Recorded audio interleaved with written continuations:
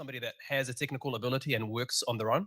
And then you've transitioned into a different role where you actually need to go and lead people, where you're no longer just an individual contributor, you're being a multiplier to other people. And one of the gaps that I experienced is when you go down that path, you're asked to do things that you've never necessarily done before. So you're asked to go and assess the health of a team that you're in. You're asked to go and be part of recruitment. You're asked to go and give feedback and take feedback. A whole bunch of things which are all very, very important in any team environment, but you don't necessarily have training or have particular skill set inside of it. So this meetup is really aimed at talking about the daily grinds of a person going from an individual contributor capacity to being a manager or being a leader. What does it take to be a successful or a great leader? And we're not talking about the amazing stories or the desperate failures, which provide a lot of learning. We're talking about the daily things that all of us do that we potentially struggle or would like to go and get some tips and so on. In this format today, we have a fishbowl conversation. So it's a slightly different format than what we've done before. So I can't tell you what this is going to be like.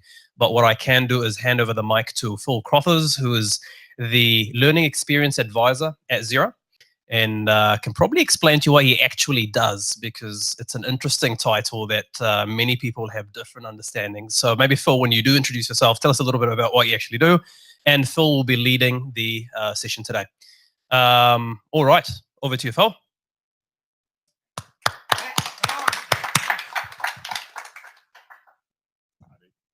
Thank you, Hardy. Hi, everybody. That's what I like. Sorry, hi, everybody.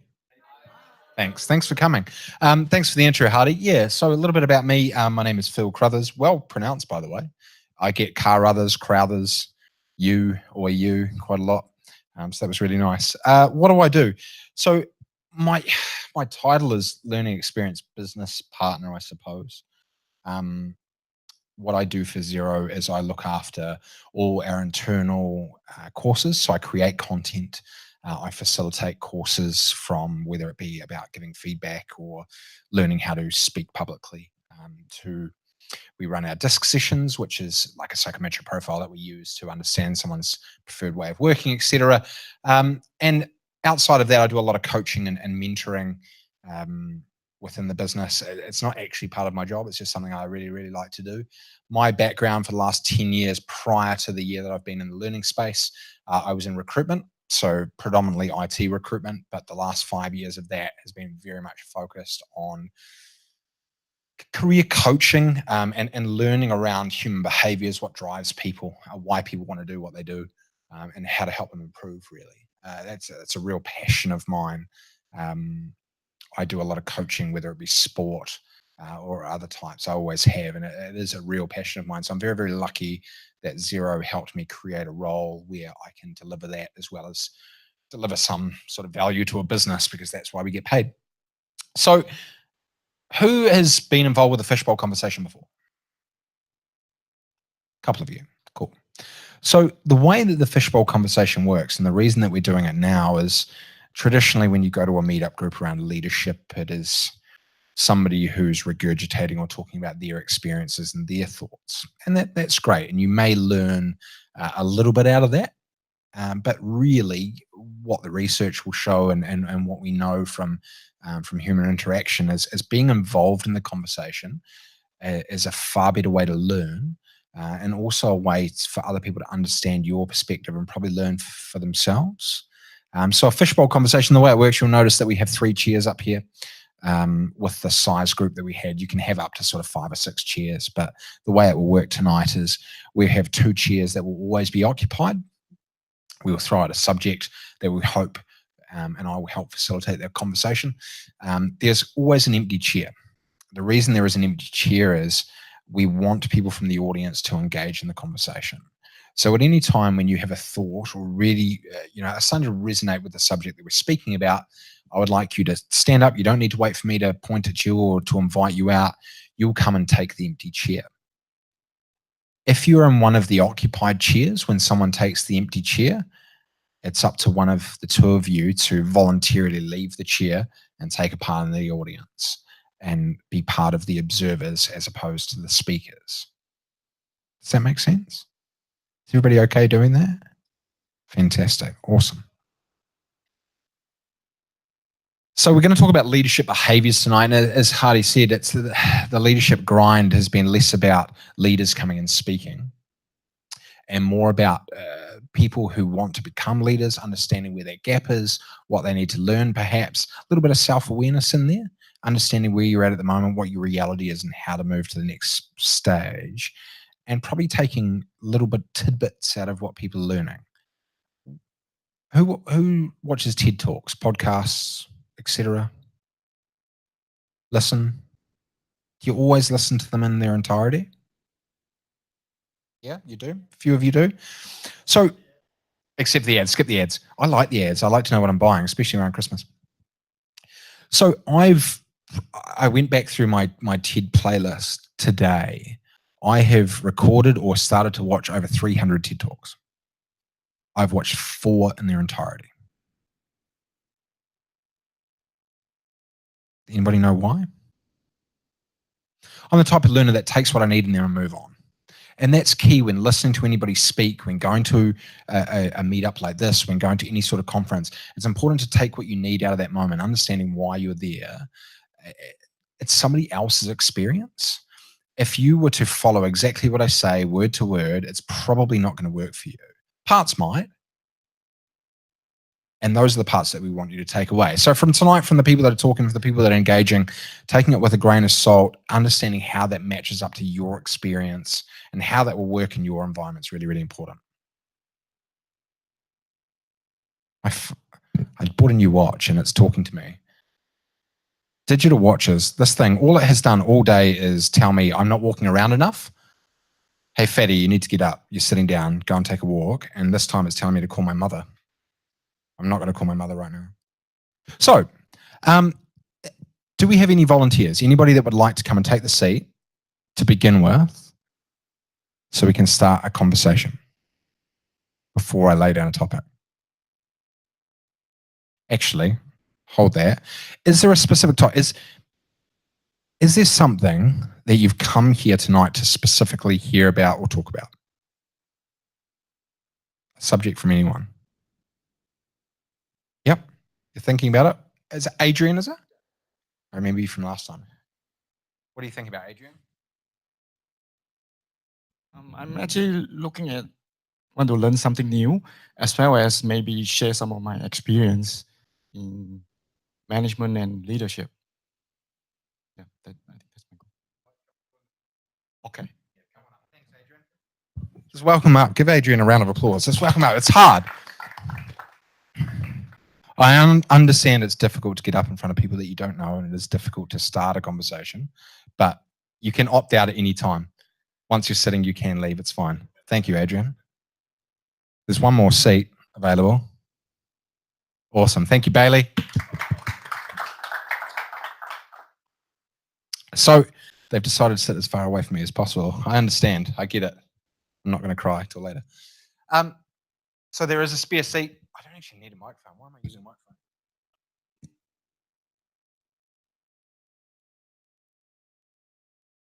Sorry, there is a recording for YouTube. I need to be famous.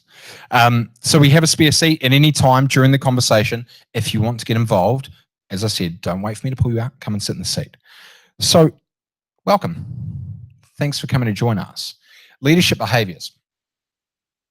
Adrian, you had a thought. Would you like to start off a conversation? Leadership behaviors.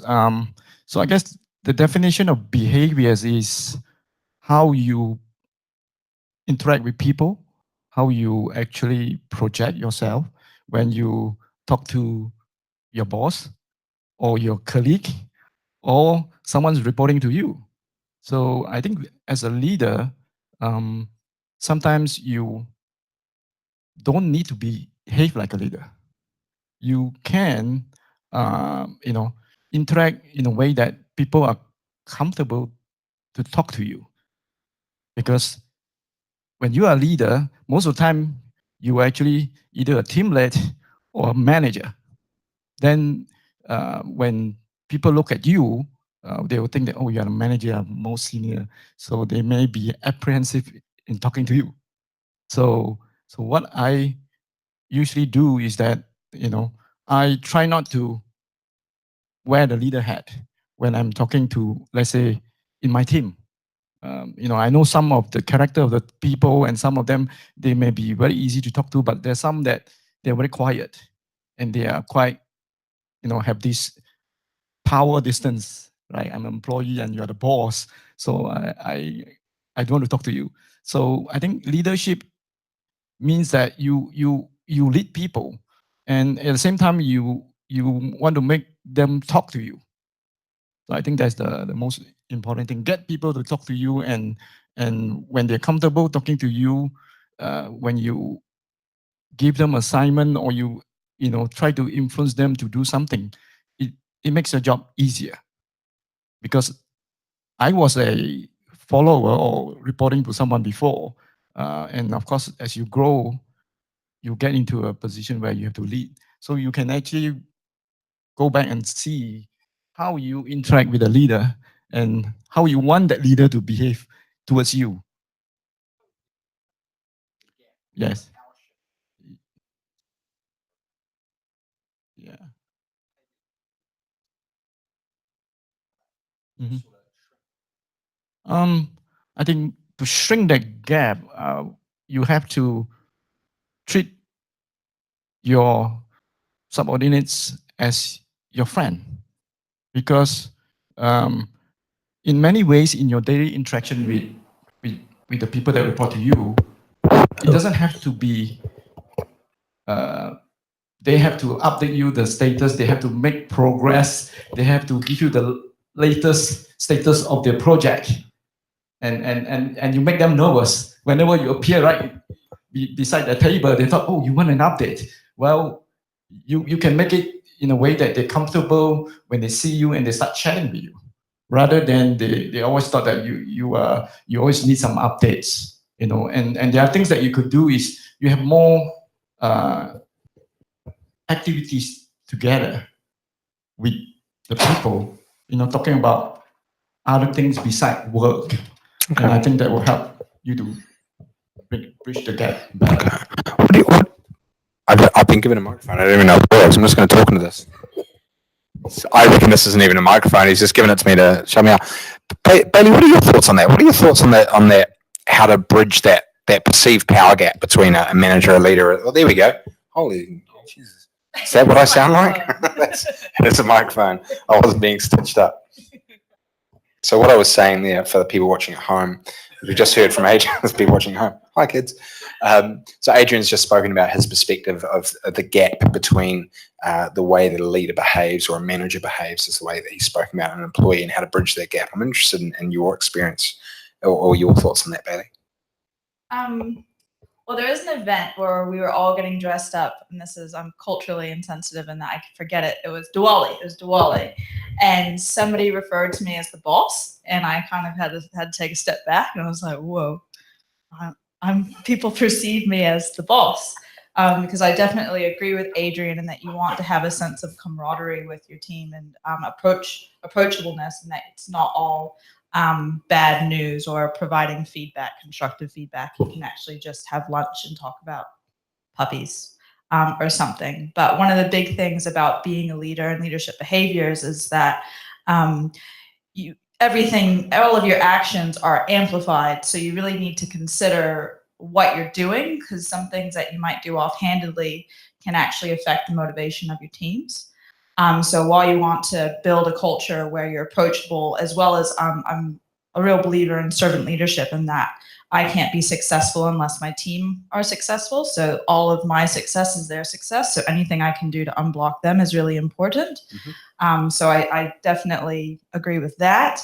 But yeah, I think it's more of any like offhanded comments or anything like that could be taken negatively, that could actually affect the motivation of your team. So it's about being a bit more self-aware about what you're doing, and as well as recognizing the good as well as the hard, especially if you're working on like something that's not that, like we're building accounting software, which might not be the sexiest, coolest thing, and we might not be able to use the tech that they want to use because of time constraints. So how do you maintain motivation when you're working through things that aren't that great? And I think recognition is a big part of it, as well as listening. So yeah, I agree with creating that positive, friendly environment. But yeah, I also think that you have to be very aware of what you say. And as an individual contributor, when you used to vent to people around you about things, those people around you are your direct reports, you probably shouldn't do that.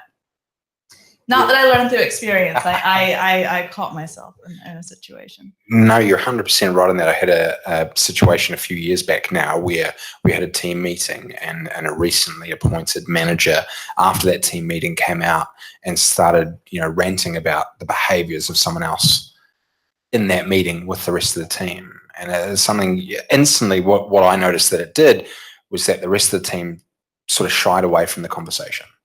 So I will let her rant. But what it really does is those people are starting to think, well, is she doing the same thing to me? Are they talking about me behind my back? What do they really think about me? That's a really, really good point. You've got to be very, very careful about how you formulate your ideas and probably how you voice them, definitely how you voice them.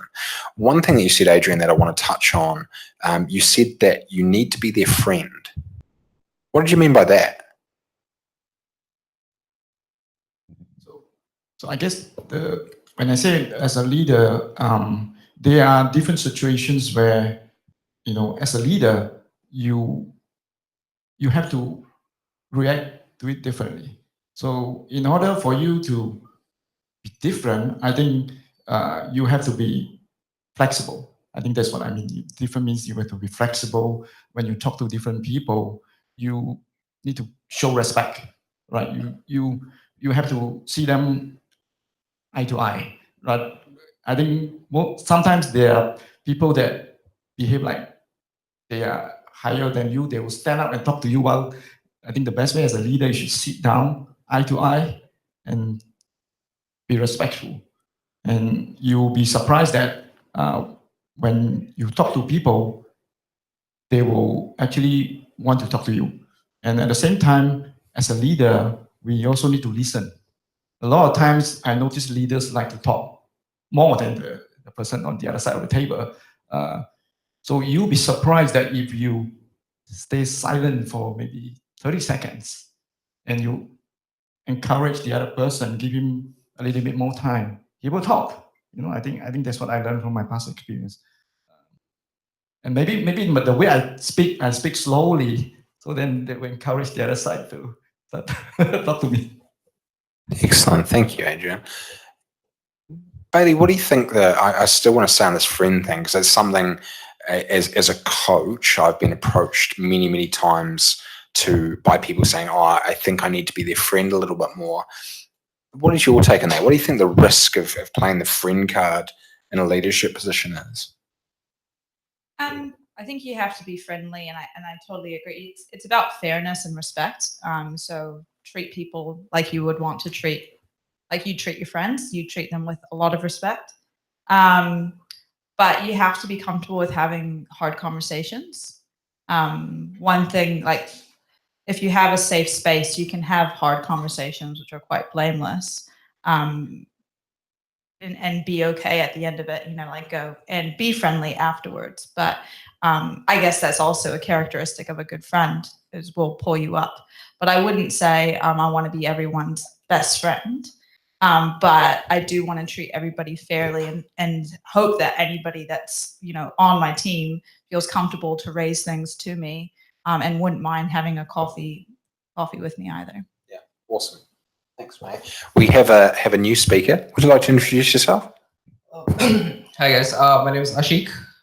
So the friend thing that we're talking about now in terms of leadership really, really interests me. Firstly, because I think I'm a friendly person and I naturally want to be friends with people. And I think when you put yourself in a leadership perspective and you are the type of person to befriend other people, you've got to be careful about when it comes to teaching other people, because leadership comes a lot with teaching and mentoring as well. And drawing that line of when you're actually trying to get a message across of being somewhat serious in that relationship to teach that person a lesson somewhat, you've got to make yourself aware of what that relationship is, because it's very easy for friends to have conversations that are totally unprofessional. And at the end of the day, at work or in the environment that you are being a leader, you can't afford to be unprofessional about the situation, which may affect the friendship. I know a lot of people have had encounters where they've lost friendships over things that happened at work, which not necessarily was related to their friendship. And that's very dangerous because not many people are aware that these things are happening and causing that pressure, you know. Recently, I got a new leader in the team that I'm in, and we've gotten on a really great foot, and we both are ourselves all the time with each other. I tend to get very passionate about what I'm doing, and sometimes my passion comes over like I'm a bit arrogant, but it's just my passion overflowing at times. And being in that situation where people can come tell you, hey, you know what, can you just rephrase that and talk it back to me and get your message across a bit better, was quite cool. And when we got to our one-on-ones, we had a conversation about what happened, and he has asked me like, hey, do you have any feedback for me? And I was like, yes, when you do something, you carry on talking for too long and you keep trying to sell your idea to everybody because you're in the leadership role. And that seems like you just want us to go your way. And he was able to explain to me, actually, that's who I am. I tend to just ramble along and explain when people remain quiet.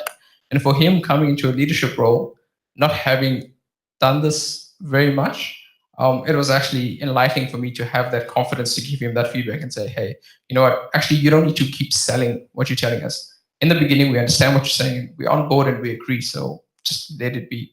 And I felt like me being in that relationship with my team leader was very empowering for me as a person, because that meant I could go and tell him exactly how I feel about the relationship that we have and know that he's not going to take offense to what I have to say. Interesting. Yeah, what you're talking about there is, well, what you're touching on is human behavior and how we react to it. So how do you, what's the best way to understand someone's human behavior? Like, you see what they're doing, how can you understand what's driving it? So I think it's important to understand that when people are doing things, I'm sure they're doing it with a good intent. Nobody gets out of bed every day saying, hey, you know what, I just want to break everything at work today. That's not necessarily it. Everybody makes mistakes. So when you're in that situation, understand that the intent was good and realize why that led to where you are at that point in time. That. Yeah. Any thoughts on that, man? What drives? How can we figure out what's driving? How can we figure out what's driving that behavior as a leader? A good thing to do is ask the source. As I would say, a good one. If you're spotting problematic behavior, it's best to address it sooner than later. If there is anything, or or asking, or if you lay down a message or something and you got nothing back, you know, asking a few people for feedback as well. I think it's the conversation and having that safe space to be able to talk about it is the big thing, because, but it is huge. Just assuming that people have good intentions, because that's something that even just working in a large company like Xero, you work with other teams. It's very easy to kind of get us first, them kind of thing. So having that perspective of we're all, like, that's really important. But if I was wondering why somebody's acting a certain way, asking them would be my first thing. I hope this will engage a few more speakers, but I want to go back to something you said a couple of times earlier. It was around difficult conversations, how to have those difficult conversations. What does a difficult conversation look like? We've got a new speaker, by the way, before we get into this great question. Want to introduce yourself? Hi, I'm Chris. God, I sound terrible. Sorry. You sound wonderful, Chris. Melodic almost. Can I speak about that? If you would like. Oh, we need it for the recording. We need it for the recording. Okay. What was your question? So before we go into the question that I just asked, did you have a thought that sparked your reasoning to come up here? It was mainly around about the idea of, okay, you know, having tension in a team, you know. So I guess the idea that people are conflicting with each other is not necessarily a bad thing. And I think there's such a thing as healthy conflict. And I think that over time, if you have trust inside a team and you build on that trust, then it's a sign of maturity that people can conflict with each other and then walk away on the other end of it without feeling aggrieved. and by doing that, you actually end up with better results. So I wouldn't shy away from conflict just because it's conflict. And I think, especially in New Zealand, for whatever reason, we have a very big tendency to shy away from conflict whenever it happens. So it's just having to recognize the difference between what is healthy conflict and what is unhealthy conflict, and then recognize what you should do for the unhealthy conflict, which is those hard conversations that I think you were talking about. I'm going to shy away. I'm just going to move back from that question around difficult conversations, touch on something you just said. So I 100% agree with you. I don't know about anybody else. I love conflict. I run towards conflict. I encourage it. People always say, I feel you putting out fires. I'm like, fuck that. I'm lighting fires. I like to light fires. I think it's important.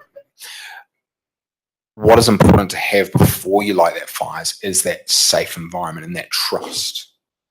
As a leader, because I know you lead a team here at Xero, what do you think of the behaviors or the actions that you take or can take to build trust within a group so that they can have healthy conflict?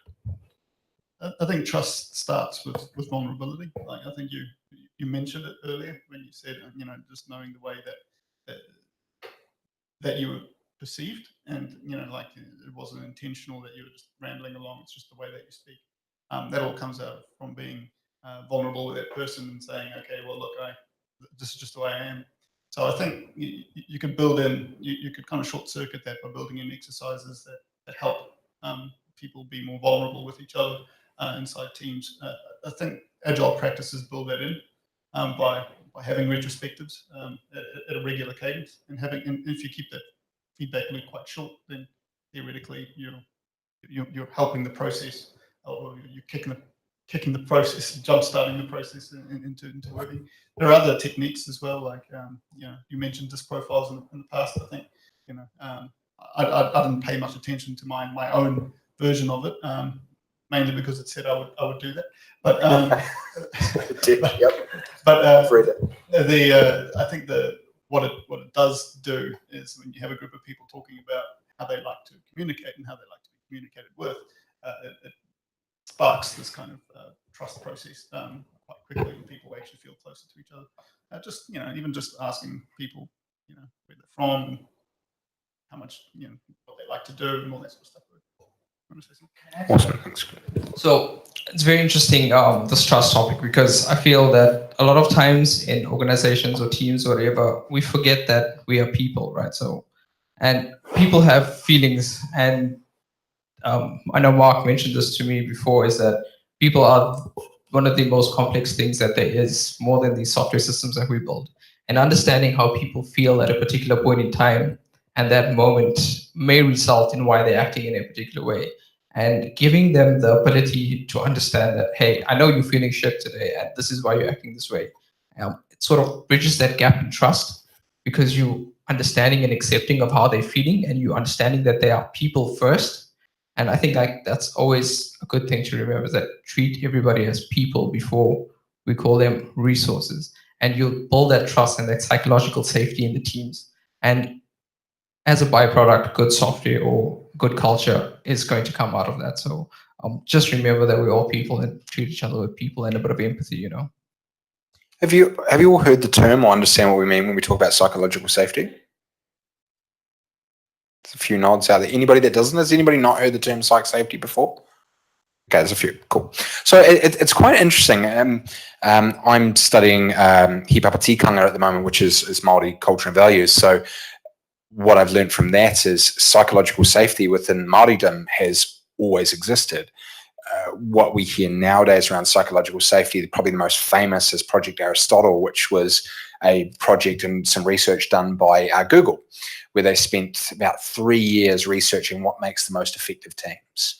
And they did lots of different trials of diversity and age and skill set within teams to see who was effective. And what they found was the teams that had the highest level of what they deemed psychological safety, which is a level of the 5 dysfunctions of a team, areas where they felt safe, where they could say what they like and make mistakes without being held to repercussion, etc., where they could learn and where there was real inclusivity, were the most effective teams. So that's where the phrase psychological safety has really come from, and probably in the modern era. As I said, with he papa tikanga, they call it he tangata within Māoridom, which is that tribe mentality, that if you look after me, I'll look after you. And when you sleep, I'll stay awake. I'll always look after you. So that's where that comes from. So it's really, really interesting concept. Thank you. We have a new speaker. My name is Mike. I'm a developer here. Something that was really interesting to me was part of it was the friendship and part of it was trust were kind of the topics. And those two things kind of also lead into how you deal with those tough conversations that kind of all swirl together a little bit. And I do believe in in having a little bit more friendly leaning relationship with the people that I work with, because I think that it unlocks a lot of opportunities in regards to people being more comfortable with each other versus it being more of a sterile relationship. It leads towards that vulnerability that you guys have talked about. And I think that when it comes to the trust, one of the things is that when you are a leader, you need to realize that it's no longer about you, it's about the people that you're leading. And that the best leaders, in my mind, are measured by their team. They're measured by the successes of their team, not by the successes of what they do as an individual. And so a great leader should almost be invisible, because they will be overshadowed by the people that they're leading. And that's something for me that I always strive to do, is I spend all of my time and energy trying to lift the people around me up, because I think as a good leader, you can't bring ego to the game. That's one thing that will really kill trust and vulnerability, is when somebody feels like they're dealing with ego. People are generally more comfortable around others that they don't perceive that ego struggle. And so for me, I kind of push my ego to the side, and I realize, okay, these individuals around me, I'm going to do everything I can to improve their life on a day-to-day basis and to support them in any way that I can and lift them up. And I know that doing that will do a lot of things. It'll make them feel more comfortable with me.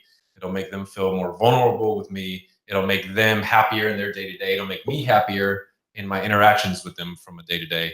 I have an example where right now I'm going through an interview process, and somebody else that I work with is also going through that same interview process.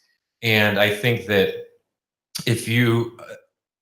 I take a mentality where even though I'm directly competing with this person, I still take the time to coach that person on the side. Even though they're directly competing with me for the same position, it doesn't matter to me, because I want to get a position because I'm happen to be the better person, not because I kind of stamped everybody around down, right? So I go out of my way to lift everybody around me, and then hope that I work hard and I just happen to be the right person for the job. So in this example, a good leader should go out of their way to stop worrying about themselves and to fully give themselves into helping the people that they lead in every way that they can. And that will then entrust those people to know this person has my back, they have my best interest above their own, and that leads to a whole slew of other things. Do you think that's excellent, Mike? You're a better person than I am, to be fair. Would it be fair, do you think, to summarize that? I like what you said about being invisible but available. Oh yeah.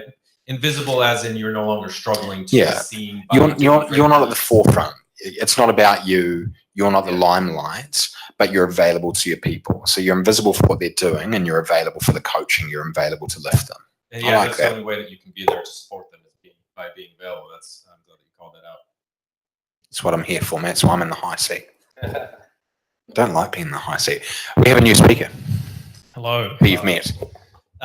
So it's Hardy, and I know we spoke about trust out of the conversation, about hard conversations. One of the things that is a highlight for me that I learned this year was actually through interviewing. I've been interviewing lots of people, and what's interesting about interviewing is you actually learn a lot out of people you actually interview. So even though you're there to assess them, some people tell you a lot of, they tell you the best of what they've learned, and some of it could be actually quite golden nuggets. One of the things that really helped me have hard conversations is that concept of fairness. So if you're going in to have a conversation and you're unsure how it's going to be taken, if you go in from the aspect of fairness, is this a fair thing to that person to hear, or is this a fair thing for the environment? It actually makes it much easier for you to go in with a lot of confidence, knowing that you're doing the right thing. So, for example, you have somebody where you've been given feedback as a manager that they're not performing, as similar members of the team. That could be a hard conversation if, for some people to have. But when you know that, if you start looking at how that plays out, that person's not performing, there might be other people in the team that are taking on extra load as a result. And they could potentially start getting stressed out, burnt out. They might be taking it home to their families. Is that fair for them? And, it's not. So I guess when you start looking at it from that perspective, it makes the conversation much easier. You need to go and speak to that person. You need to go and share that feedback and, make them aware of what you want to go and make them aware. And that's the right thing because you're looking at the big picture. And similarly as well, is it fair for that person to be in a role that they don't have the right support for, and so on. So I think that aspect of fairness, looping back to that conversation that we started on, hard conversation, I think fairness and just coming in from a fairness perspective, I think is one of the key things that helped, along with obviously having a degree of trust with whoever you're talking to. I think trust is still your fundamental foundation that you can't move away from.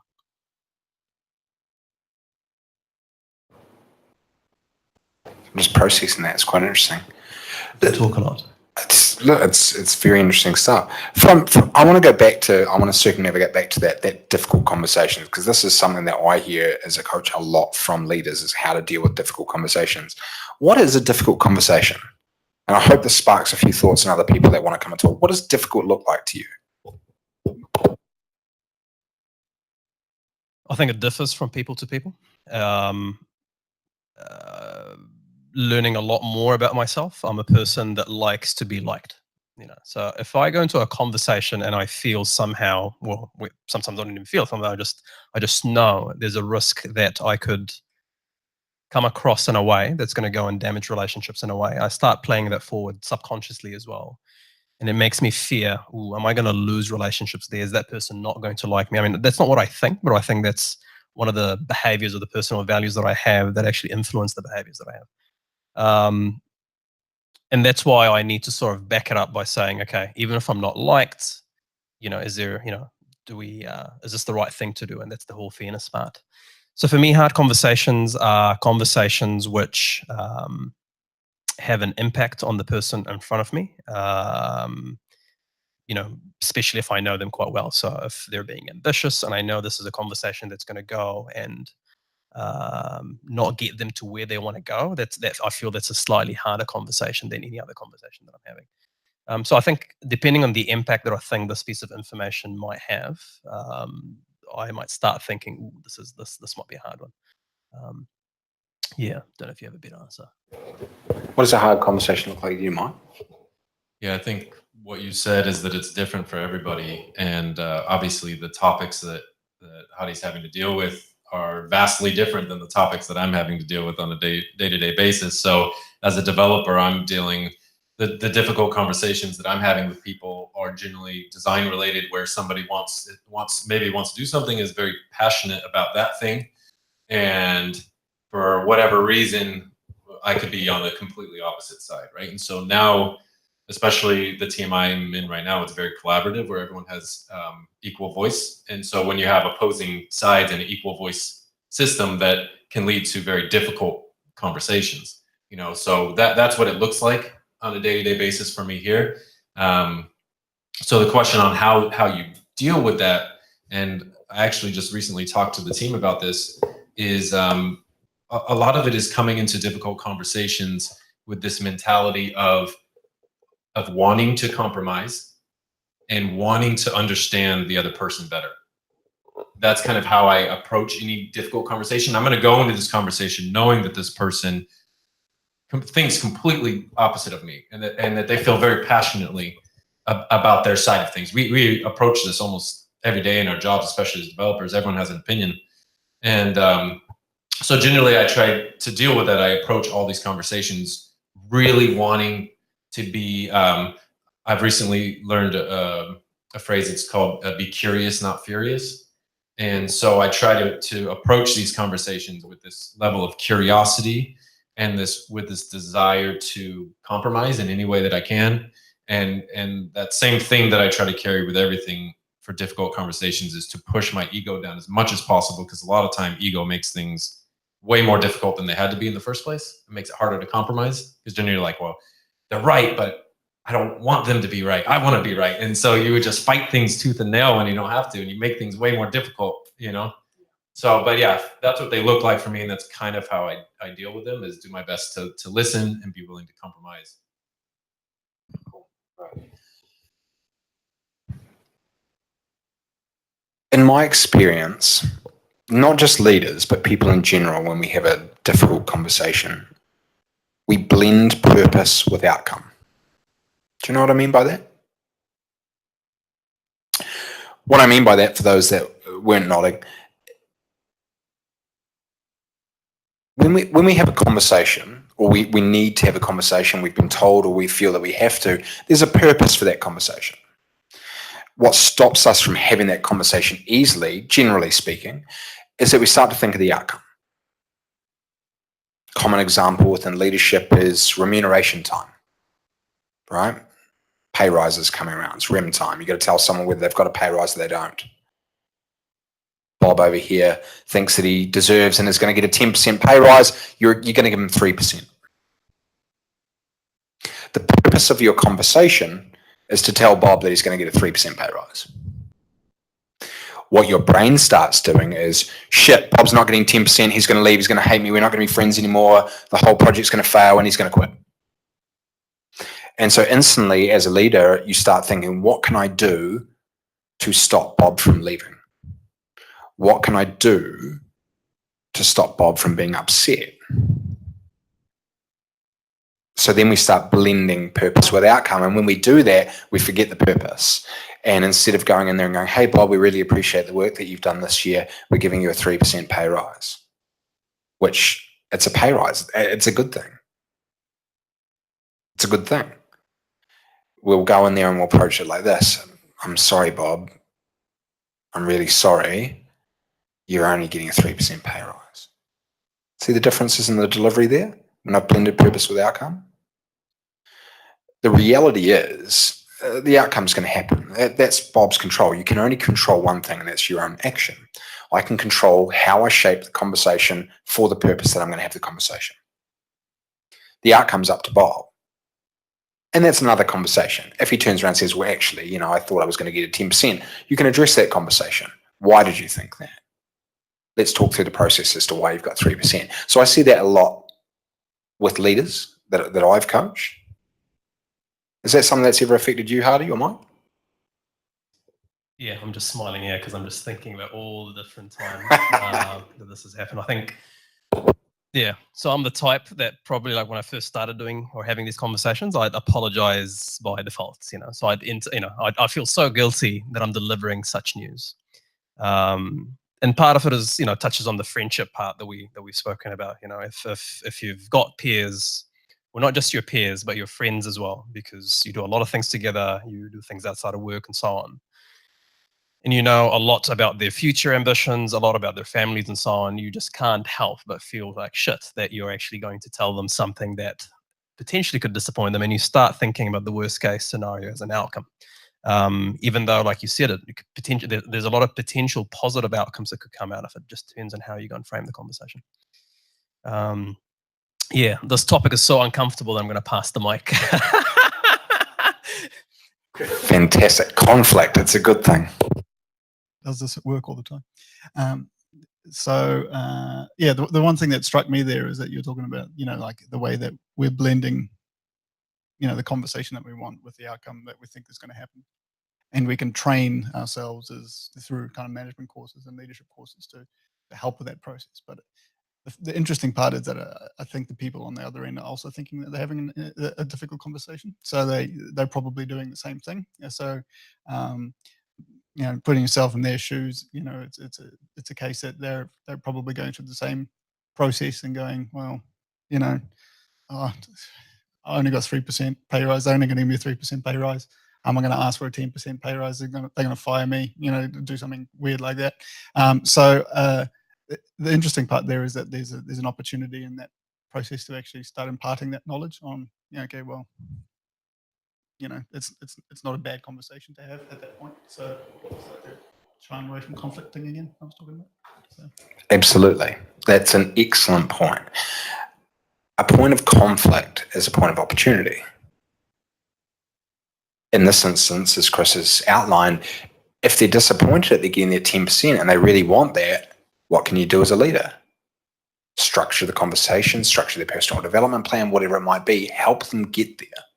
That's your role in that moment anyway. Is that fair? Yeah, I think so. I think especially as a person that comes from a very logical background, I think structuring the conversation and preparing for it up front is the key. So typically my structure would be, you want to keep the conversation as short as possible. You don't want to go and drag it. The more you drag it, and I've dragged a lot of these conversations before, they're not really helpful anymore. So typically you want to start off, you want to give them the news that, hey, we've decided, or has been decided, however it has been decided, that it's 3%. Do you have any feedback? Or, you know, you sort of cut it short as soon as possible. And you wait and let them think about it. Some people are really good at coming back and think on their feet, and you know, some people naturally ask more questions. You know, like, what did other people get? Why is it that I did not get 10% like last year? Some people might go into a constructive mode of, what do you think I could have done differently next time around, and so on. Some people will ask you about the process. Can you give me a bit more or explain to me how you came up to this particular number, and so on. So there's a multitude of different responses, and you sort of prepare for some of them.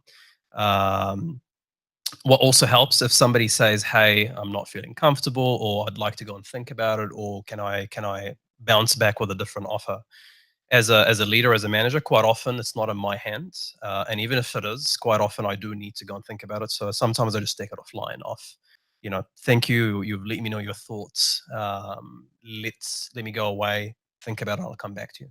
So it's another way to just, you know, take the conversation offline, remove the pressure, think about it, and then come back with a more measured response afterwards. So it's typically what I sort of do in these conversations, and they only happen once a year. So you can't really remember how the last conversation went. So it's not that they happen very frequently. But there's an aspect where a lot of these conversations are sort of out of your control.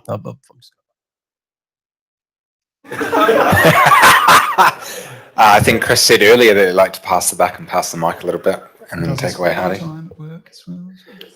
We have a new speaker. Welcome. Like to introduce yourself. My name is Mark. Been here a couple of times. So I couldn't help but think, like, a lot of the challenges that we're talking about right now are really related to legacy structures in business, like annual salary increases. That seems like a really antiquated legacy structure. I mean, most businesses now are looking at monthly income. Why aren't we reviewing salary at a monthly cadence? Why aren't we making these things transparent? And I've seen a lot of situations. I remember with my wife, for instance. She worked at a place where she had really worked hard that year and had been given a increase, and it was more than she thought she was going to get. But then a fellow colleague who she knew hadn't worked hard got the same increase, and she was really demotivated for a period of time. So I can't help but feel like we talk about practices, and I think especially in this industry where there's a drive for information workers, we want to understand the system. And we just don't have organizations that have adjusted how they're structured to handle that. And what we're going to see, I think, is further down the road, there are companies that are doing things like transparent salaries, where you know what everybody else earns, and that leads to a conversation rather than surprise. The problem that we have is I think the majority of us work here for organizations where if you found out what your colleagues were earning, you'd be pissed off because some of them would be earning a lot more and be contributing a lot less. And then some of them would be contributing a lot more and earning a lot less. And that's, for me, it's just a structural, historical thing that we need to get over. So I, that's just my thought around performance reviews and increases and stuff like that. Yeah, that's an interesting point. And straight away, and I'm from the South Island. I'm from Dunedin. If anybody knows what that means, it means we're quite archaic and very simple in our thought. Instantly, when you started speaking about when you said if I knew what other people were making, I suppose I'm in a luxurious position where I couldn't care less. Like personally, if my colleague who does the same work as me was making double what I am, I'm happy with what I have. That's another conversation for a time where we can create an environment where people are happy with what they have. But yeah, it's interesting. What have you seen, or what have you done within your workplace, within small groups? Because you can only control, unless there's CEOs or board members within the group that make these big decisions. How have you influenced those decisions? Do you have the ability or thoughts on how you would influence that change? So I think one of the things I'm discovering, and I haven't worked I've always been the boss in my life. So working for an organization where I'm like not in control of remuneration is a new experience for me. I'm finding that even though and another pet peeve is mixing manager and leader. I think these are very different things. But even though I'm a manager for people, I am really just relaying a message and have very little control in the short term over what people earn. But I can have an absolute impact in having conversations with the people I work with to position them to see that what we're doing right now isn't a great thing and try and change that. So I tend to have very frank and open conversations with my managers about how demoralizing remuneration and increases can be, because I think they're messed up. Yeah, I agree. Money. There's a saying that money is not a motivator, but it's a demotivator.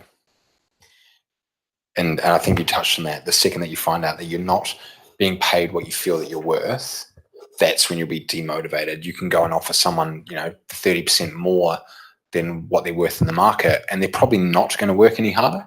But the second that you pay them 10% less than what they should be paid in the market, they're certainly not going to work very hard.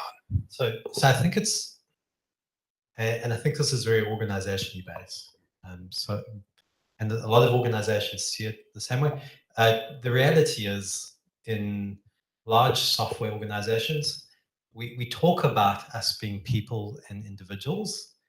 I don't think a lot of senior leadership actually sees it. I think they see us as resources. I need so many .NET developers, and you come and go, and so I'll swap out. And that really irritates me. I feel like and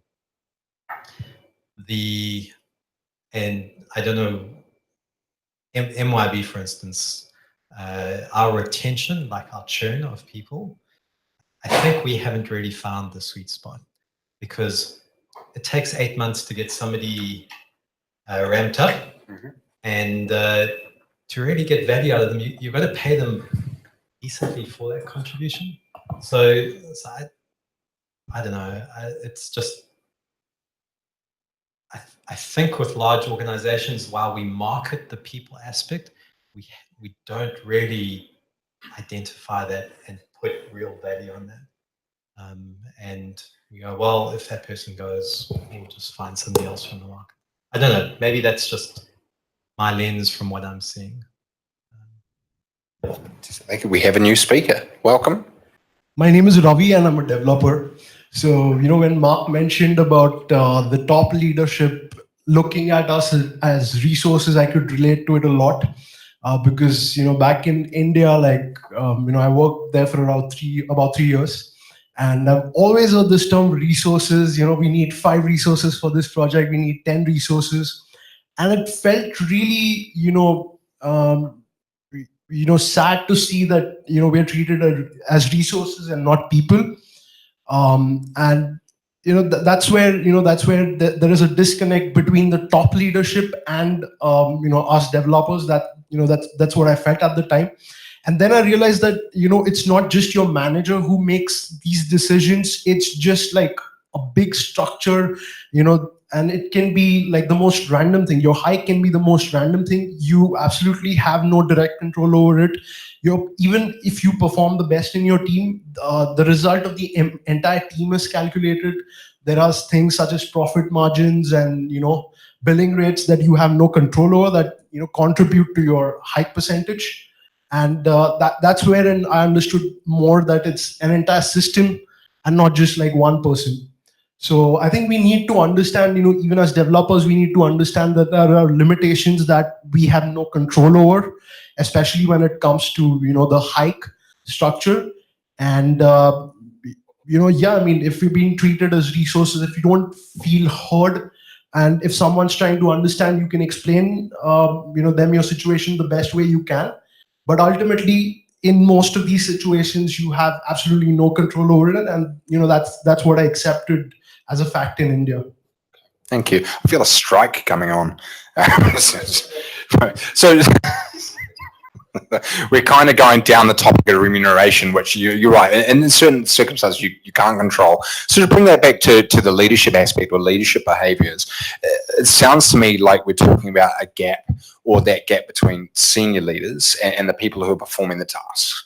And possibly even the people at the recruitment layer, right? When you're bringing people in, what behaviors do you think, as a leader sitting in that middle management, what behaviors, tasks, or attributes do you think would be important, or you would like to see from those leaders that can help bridge that gap a little bit?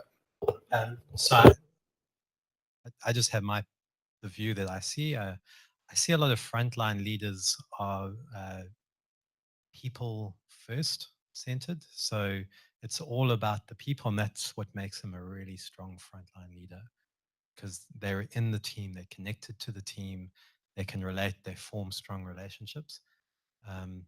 While not always the case, I see a lot of leaders that are leaders of leaders are optimizing for delivery and not for people. And it may be at the level of abstraction that they're working at, that the connection with the people doing the work just gets broken. I've wondered, like, how do you counter that?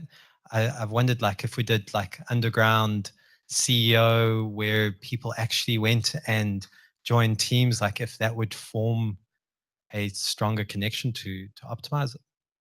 I haven't figured it out. Fantastic. Thank you, Mark. Hello, welcome. Hi, I'm Rochelle. I'm a developer here, quite new. But I've been in middle management before, and I thought that was a really interesting question. The bridging that gap as a manager between the seniors, or the senior management, or the structures of an organization, and the people on the front line that you are leading. And I've been in a position as a middle manager in quite a stressful environment where you're put in the position where you're stuck between a rock and a hard place, trying to protect your team and get the best out of your team, and then also getting a lot of pressure from higher up in terms of what the expectations are of your team, the hours that they're working and all those sorts of things. And I think, like what Hardy touched on in terms of fairness, when you're having hard conversations, that you're always sure in yourself with your values that what you're doing is right and fair. And so what I see quite often in middle management or in leadership is when people are scared to have those hard conversations, not with their direct reports, but scared to have those conversations with the people that they're reporting to, and ending up sacrificing their team or the people that are reporting to them in order to meet whatever, you know, they believe the expectations on them are. So having those hard conversations and being prepared to do everything that you can to protect your team and get the best out of them. So the position that I was in was one where I got promoted to be a manager because I sort of naturally took a leadership position, had the respect of my colleagues, and obviously that contribution was valued from higher up, until you're actually in the position not just doing it voluntarily, but with the expectation of getting particular outcomes. And you go from being a leader in an unofficial capacity where you are naturally advocating for people and naturally trying to get the best outcomes, to where you've got that pressure.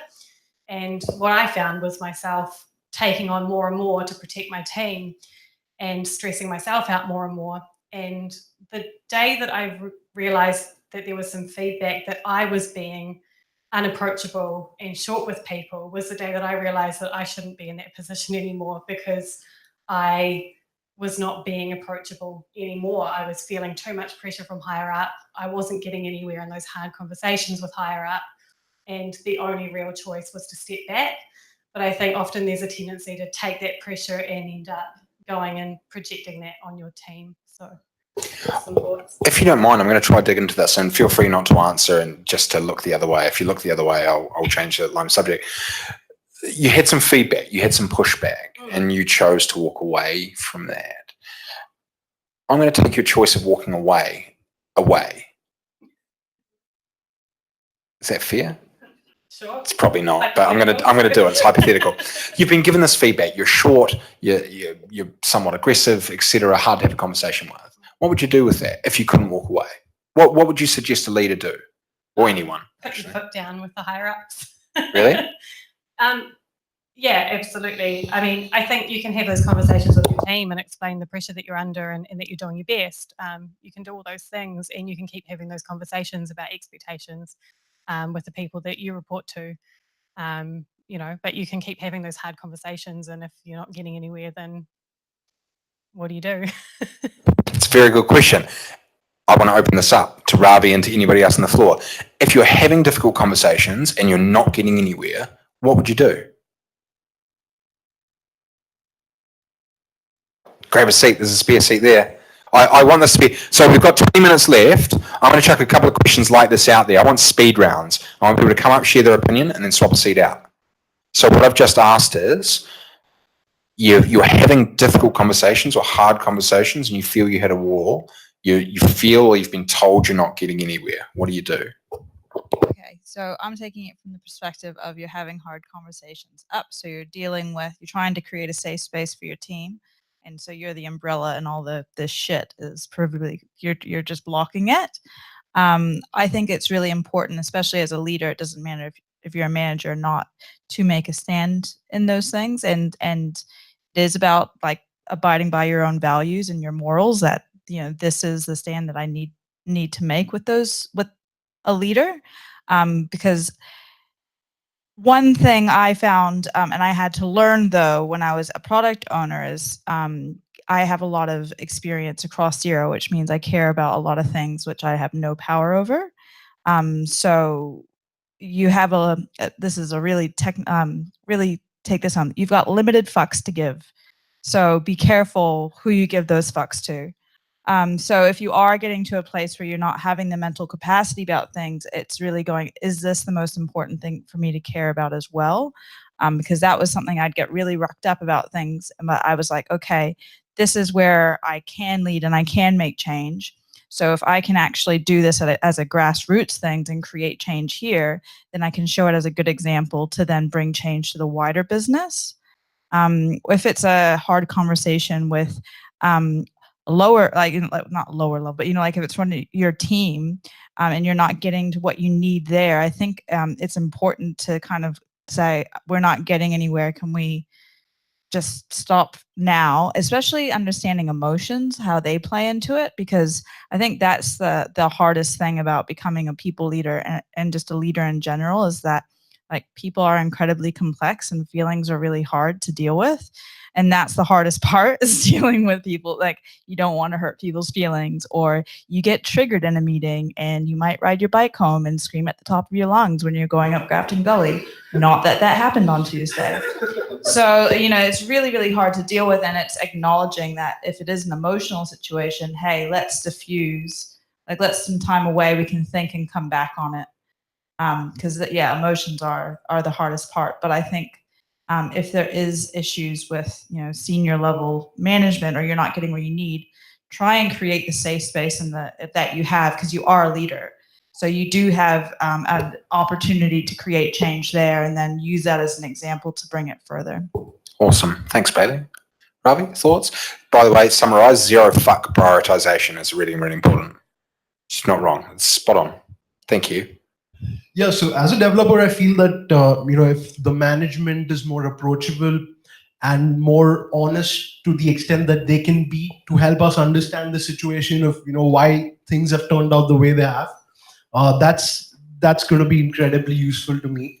And that's what my manager did previously, and he was honest about the situation. And you talked about the purpose of the conversation being independent from the outcome. That's that's exactly what it did, and I think it worked well to help me understand what he was going through as well with the upper management, without getting too much into the details. And as well, he also got to understand my perspective about how I felt about it, and he was able to deliver the message without worrying about the outcome. Fantastic, Ravi. Excellent points. Thank you very much for sharing that. Yeah. Just to reiterate the point, you're having difficult conversations, you're not getting anywhere. What would you do about it? Thanks, mate. So I can think of a couple of scenarios, but the one that we had was when I was in a team, and we had a leader who was not directly connected to the team, but made a call on something that I, as a leader, that team just couldn't explain. And we've spoken about fairness. I couldn't understand the fairness of it. And I don't think I necessarily handled it very well, because I did reflect that onto the team, and the team picked up on that. But the end outcome that we had was we got together, and that leader came and met with us and spoke it through with the team. And it was a really weird conversation. He shared his point of view and why he had made that call. We kind of came out of it, and the team really respected him for that. He came out of it and gave me feedback and said, "Oh, it felt like he was having to count for something, and it just felt really awkward for him." But at least we were then on board with the decision. So I think that's the one take. I think the other one is playing the long game. So thinking, like, especially in large organizations, things aren't going to change overnight. So you either committed to make a difference with time, or if you're not committed to make a difference with time, then you should leave. And so if I'm committed, then I'm going to try and get change in. We talk about incremental software. Let's go with incremental change as well. And that just means having appropriate conversations and conflict, and keep pushing the points until either you understand and can align, or until their viewpoint has moved. And that happens. But what I found is it takes years, because our budgets tend to work in years, and a lot of these things are constrained by money. And we are businesses, we're here to make money. It's very hard to just move stuff around. So you got to have that timeline in mind as well. Awesome. Thanks, Mark. We have a new speaker. Hi there. I'm Andrew, part of our customer success team, the operations part.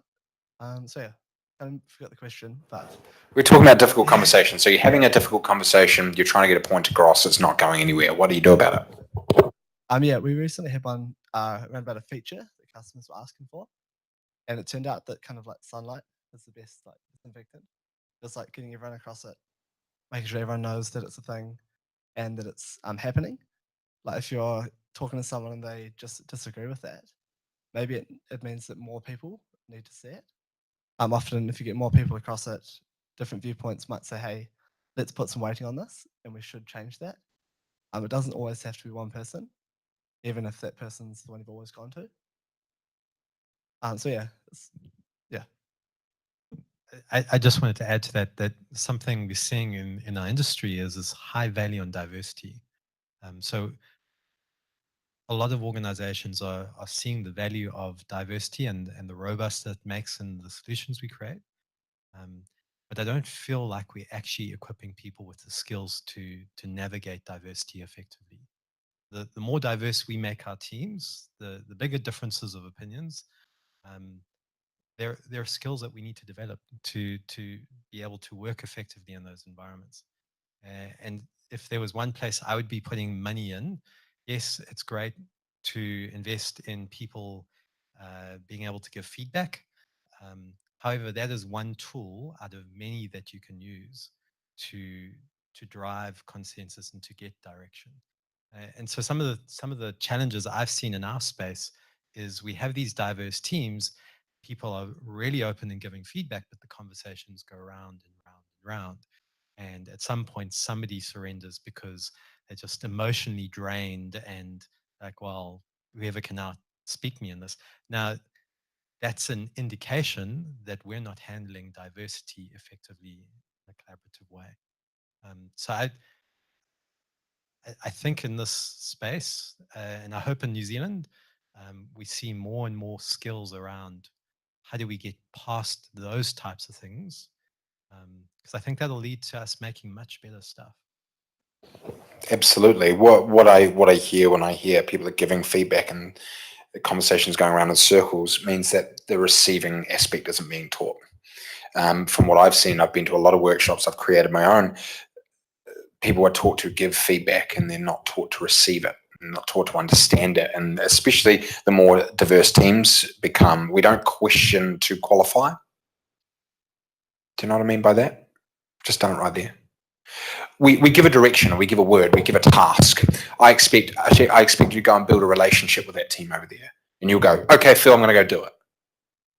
What relationship building to you may be very different to what it means to me. And so you're going to go off and you're going to do your thing. And then you're going to come back and like, you haven't done what I've asked. And all I'm going to notice is that you failed because you haven't asked that question. What do you mean by that? What does that actually mean? So creating that environment where we receive feedback really, really well, as opposed to you've said, oh, Phil, you've just done a really bad job. And I've just gone, okay, thanks, Ashik. Fuck you.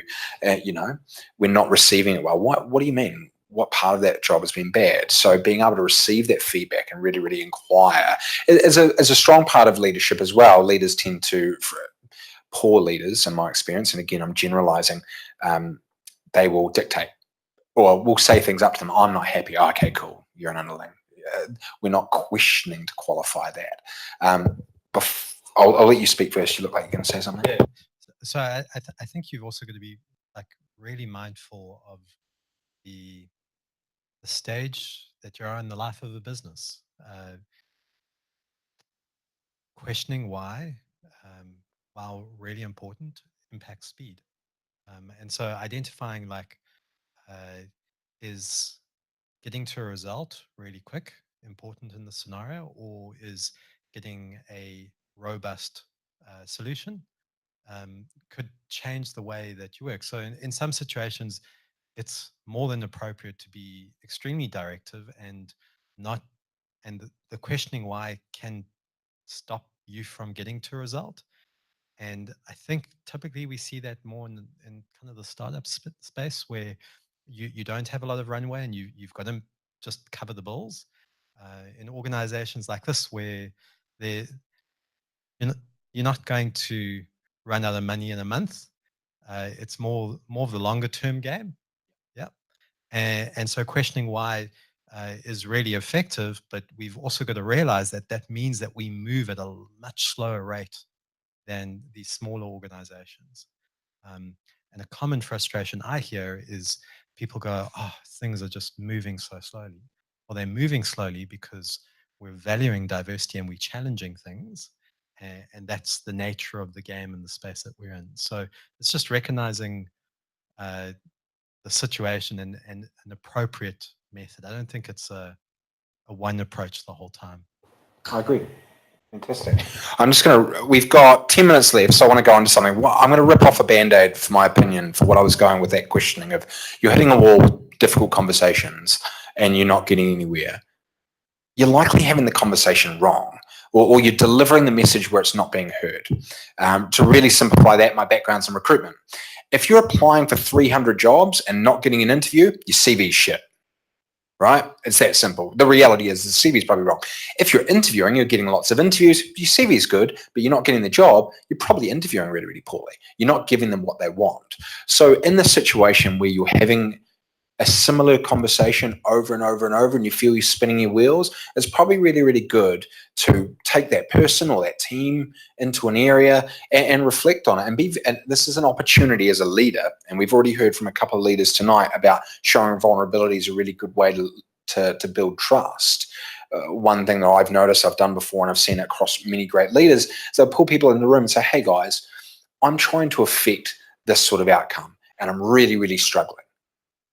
I feel that I'm probably not getting my message across. And they're using I language really, really strongly. I language is really, really important.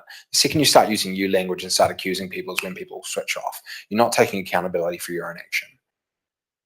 I'm not getting my message across. What can I do to get it across better?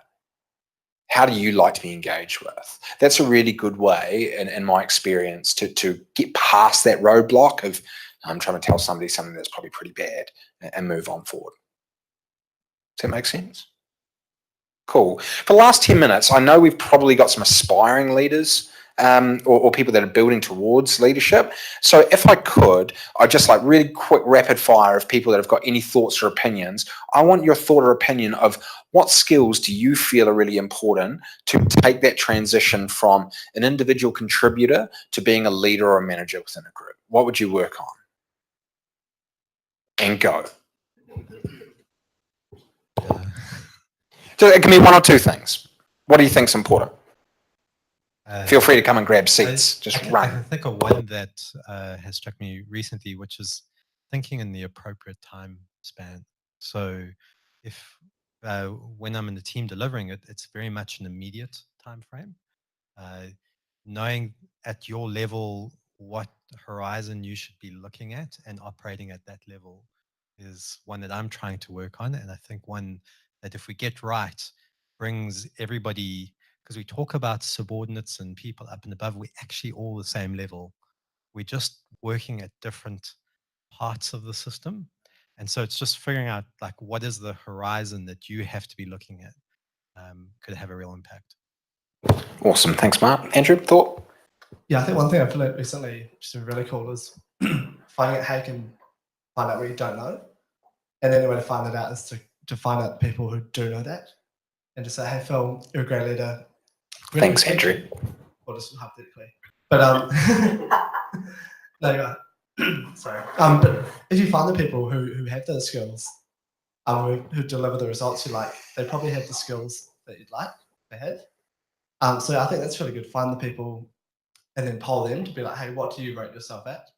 And what are your favorite things that you're good at? Awesome. So I find that's really cool. Awesome. Thank you, mate. Mike? Raise the question again. So the question was, if you're speaking to aspiring leaders, what advice would you give around skills that they could build or things that they would work on to be a good leader? Whether it be a people leader or a manager or just a leader in general. Yeah, I think as individuals, obviously we're much more selfish when we're working on a day-to-day basis. We're worried about our project, our task, our code, our motivations. And that when you want to aspire to become a leader, you have to start to mute that, right? And it becomes all about big picture. You have to start spreading your attention, the net of your attention to what do my team members want? What do they need? What do they aspire to? And how can I get them the things that they need to be the most successful that they can? So one of them is kind of lifting your head up and gazing over the whole team and being less and muting yourself. And then the second thing is that we don't worry so much about balance when we're individuals.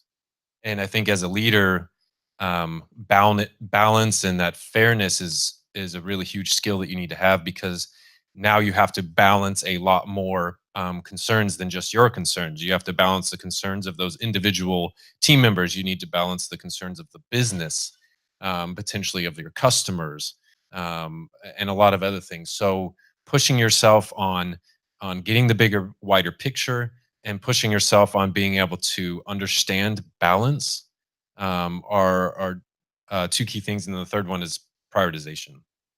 And now that you've cast a wider net of attention, you're bringing in a lot more information. And now it's even more imperative that you learn how to then prioritize all that new information that you're getting as a leader, what's important and what's not. So those are the things for anyone that's aspiring to be a leader. I think if they can really hone themselves in those areas, they're going to be very successful.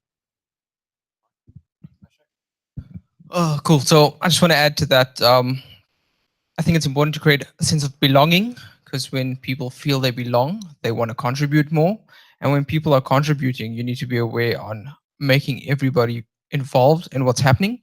And when everybody is involved, I think the number one thing is, to touch on the diversity topic again, is create a shared understanding, because not everybody thinks the same. So once you get people to belong, get them involved, and once they're involved, they get a shared understanding of what they're doing and why they're doing, they can get really drawn to that purpose and actually do good work as that team. So I think that's my word of advice.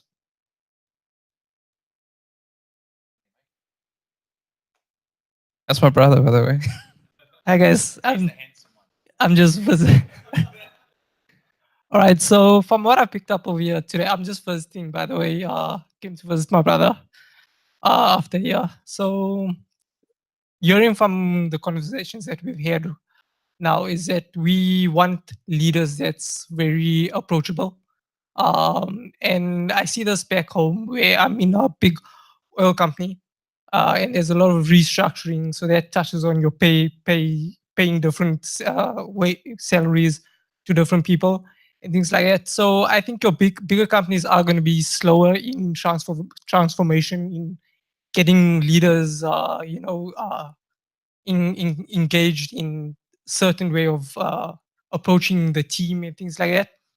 I think that as a leader, we need to understand that we need to give our team and create an environment and be the listeners, and be invisible, but be there to guide the team and direct the team. So I think that's basically what a leader should do, is let the team evolve, transform, but be there to guide them. So offer what you can as a leader, and try and cultivate your team, the environment that you're in, and nurture that and grow that. So that's basically, for me, what a leader should do. I'm going to chuck it. We've got 2 minutes. Thank you. I got a couple of final thoughts around that. So it was really awkward sitting up there. It was quite horrible looking down on people, and because I've got new glasses, the depth perception's odd.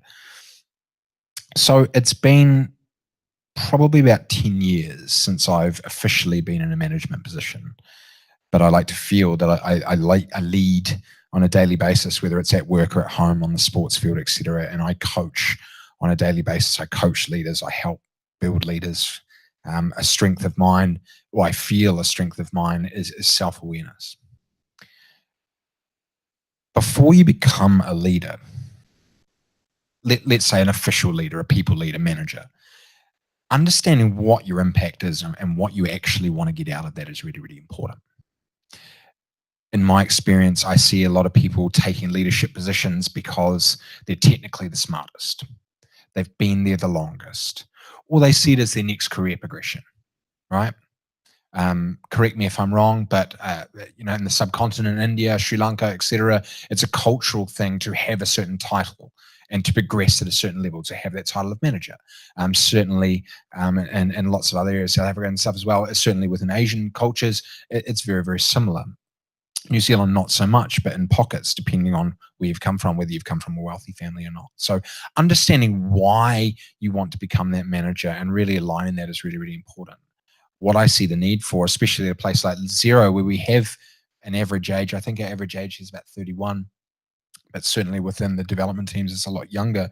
You've got people that are coming through who are really trying to understand where they fit and who they are as people, not just lone workers. So there's a huge responsibility there as a people lead to help shape people as people as opposed to just workers. That's a massive responsibility. So what I'm getting at is, if you're in a role, if you're taking a people leadership role purely for the salary, purely for the title, that's okay, by the way. That's all right. We're all going to make money, right? But you're probably going to struggle a little bit more than others.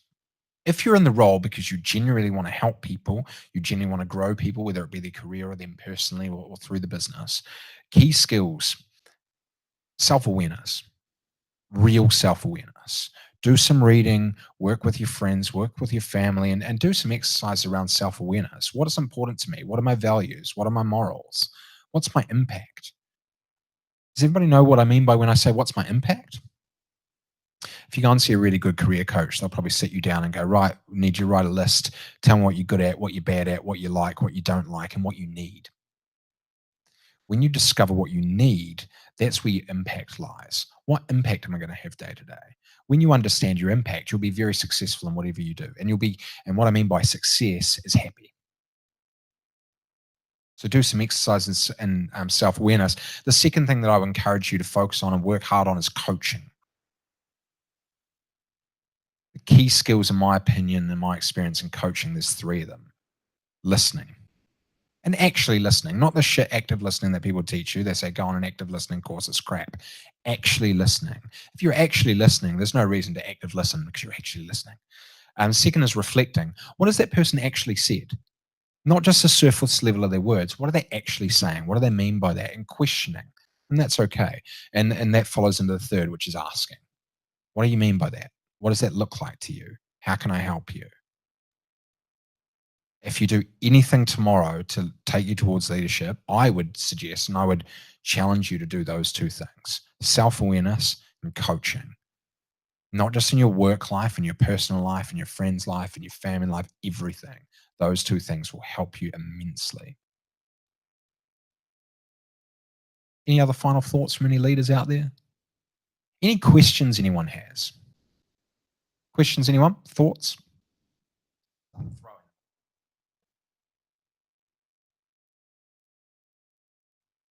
Any final thoughts, Hardy? I really appreciate you all coming out. I really appreciate all the involvement. I know how difficult it is to get up in front of strangers. As calm and as confident as I may seem, I feel like throwing up every time I pick up a microphone. I feel like throwing up right now just looking at you all, just because of what it means. So I really, really thank the like getting involved and putting your thoughts forward. And to the audience, the people that were watching, that's participation as well. I appreciate your intenseness and being quiet and listening and taking in everything that people have said tonight. So thank you.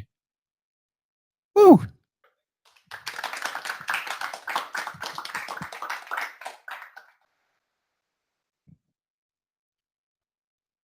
They're awesome, aren't they? Just a second, Phil's point. Thank you everybody for coming in today and participating in this meetup, whether you're talking or you're listening. Big thanks to Phil for facilitating our first Fishbowl in such an amazing manner and encouraging the conversation. Thank you, Phil.